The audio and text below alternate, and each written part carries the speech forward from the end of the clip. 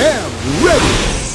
GMA Weather, serbisyong totoo ng GMA News. Mga kapuso, sa mga susunod na araw, nagbabadyang pumasok sa Philippine Area of Responsibility o PAR ang bagyong may international name na Wutip.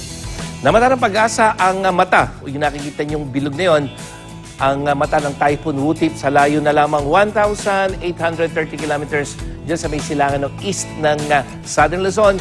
Nandiyan pa yan sa may Pacific Ocean, mga kapuso. Pero yung taglay na lakas nito, 190 kilometers per hour malapit sa gitna. At yung bugso niya, mahigit 200 sa 235 kilometers per hour. At kumikilos ito ng mabagal, hilagang kanluran.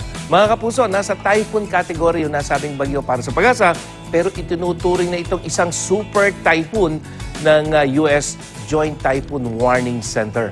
At sa forecast track ng JTWC, kung hindi magbabago yung kanyang forecast direction, ay posibleng Huwebes ng umaga ay nasa loob na ito ng Philippine Area of Responsibility at patungo dito sa may extreme northern Luzon. Pero mga kapuso, kung ito'y papasok, ang magiging pangalan nito, Betty, pangalawang bagyo para sa taong 2019 at unang bagyo ng buwan ng Pebrero. At kaya babantayan natin ito, mga kapuso, kung ano mangyayari sa mga susunod na araw.